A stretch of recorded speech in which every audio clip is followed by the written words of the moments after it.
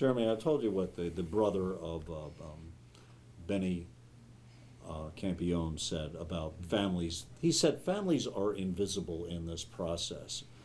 What is your reaction to this idea? Unfortunately, I think he has a pretty valid point. It is not easy for families to be part of the process. Everything from privacy laws to the ability to safely engage family members in treatment sometimes is an issue.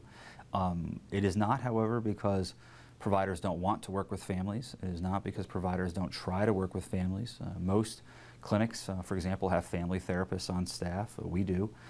They have specialty programming for families. They have all kinds of ways that they try to engage and work with families, but oftentimes it's very difficult. And at the point that people do reach treatment, sometimes families have been alienated and hurt. Quite frankly, a lot of times they need help themselves. And when the focus is solely on the patient, the family can get, the roles can get confused, and it can be really challenging. This nation is about to begin a discussion on mental health. And is something wrong with our current mental health system? Yes. It's a long overdue discussion, regardless of what precipitated the discussion. It's a debate that needs to be had. And it really needs to be had not just in Washington and Albany, but really in every community across the country. The things that we've seen in the news in the last year especially should be a wake-up call to everybody. We have a broken system, and the system's broken because people can't access it when they need to. Oftentimes when they do access it, they can't get someone to pay for it, even when they're supposed to. We have a lot of challenges, and we have laws that, quite frankly, don't serve us very well anymore. You point out that, you say that the laws really don't treat the brain as part of the body. Could you? Well, that's more about a government structure issue. I mean, one of the problems we see, and New York is doing some work to look at this issue, but you know, we have different departments that deal with substance use and mental health, and then the rest of the body is under Department of Health. Well, you know, it's kind of a funny thing. The brain controls most of the body, so why we separate these things out but then fund them so much less than everything else, really from a public policy perspective, doesn't make a lot of sense. It's really time for our leaders, you know, both locally and at the state level and at the federal level, to take a look at this and say, we need a whole health approach to dealing with these issues. There's no reason that people shouldn't be getting screened for mental health when they're seeing their primary physician.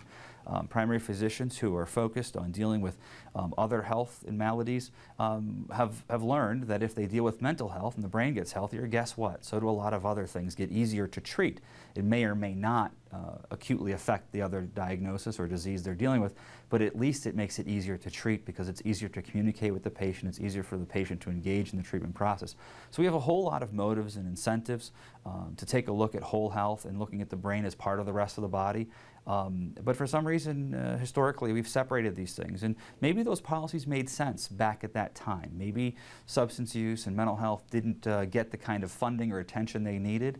But I think people would be hard-pressed to make the case they're not going to get the attention they need now. And I think that people are ripe to have the discussion and to take a look at really integrating everything we do from a mental health, from a substance use, and a physical health perspective, and just recognize that the brain is part of the rest of the body. Do you feel that if we, is there a way that we can look at this kind of issue in hopes, is there a way to perhaps get these people into treatment if when we see a red flag go up or something that perhaps we need to change the laws to mandate treatment? You know, I actually am an advocate for mandated treatment, and I know that's sometimes controversial. I think the notion that somebody who is severely mentally ill is capable of deciding whether or not they need treatment is an idea that's quite frankly well past its time. I think a lot of times this is a philosophy that was born out of some of the horrors of things that happened with problems with institutionalization in the past, and there's an unfortunate legacy there of mistreatment and abuse that happened. But, you know, universities are institutions too. So are hospitals. So are not-for-profit organizations. Institutions can be run well. And I'm not suggesting that we need to start institutionalizing everybody. But when there is a person who is acutely ill enough that they're a danger to themselves and other people, and they're suffering, You know, they may be suffering in silence, but you wouldn't walk by a person who's laying on the street having a stroke or a heart attack and just go on by.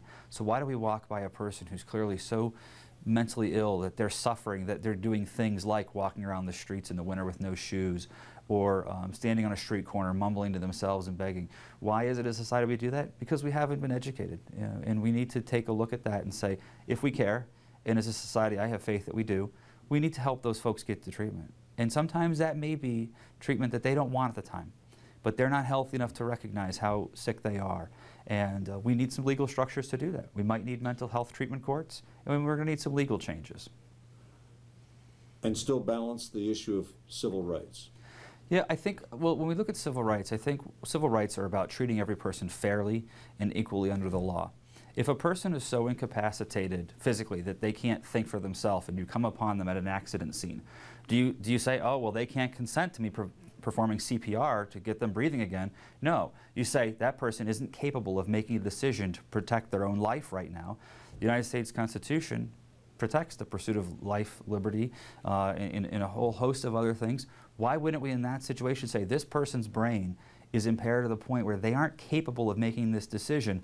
We need to step in as responsible citizens and help them restore that health and functioning. And then at that point, then say, okay, would you like to continue treatment? Would you like to engage in outpatient care? Would you like to live in a group home setting? Or would you like to live on your own with some special supports or wraparound services, as we like to call them? I think that's an important distinction to make, that sometimes we're dealing with people that aren't capable of making these decisions, but we act as if they are, and that's pretty dangerous, not just for the rest of society, but for them as well. And we should pay closer attention to families that are worried about a loved one that may be going over the edge. Yeah, I mean, families need a stronger voice in the treatment process, and the reason is very simple. Who knows more about the person than themselves and their family? I mean, when the person engages with some type of treatment service, whether it's an inpatient facility or a detox or a psychiatric emergency program, the reality is we're learning about this person sometimes for the first time. And while we've improved information sharing and all kinds of technologies advancing that, we still don't know the kinds of things, for example, observed behaviors over a period of time that a family will have seen. A family could paint a picture of what was this person like a year ago, 6 months ago, 3 days ago, and how are they behaving now, that can give us some insight into what type of activity may be going on for a person. You feel it's about time now that we've had this discussion?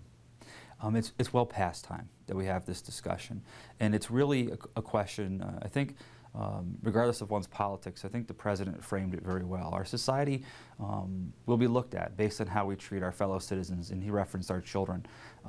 How we treat our children and how we treat our fellow citizens will really be our legacy as people.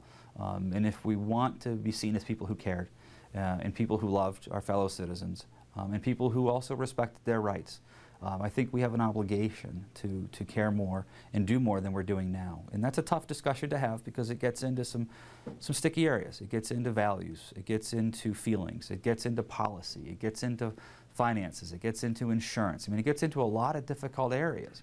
But if we elect people to be leaders and we elect them to represent us, then it's time for them to stand up and do that. That's their job.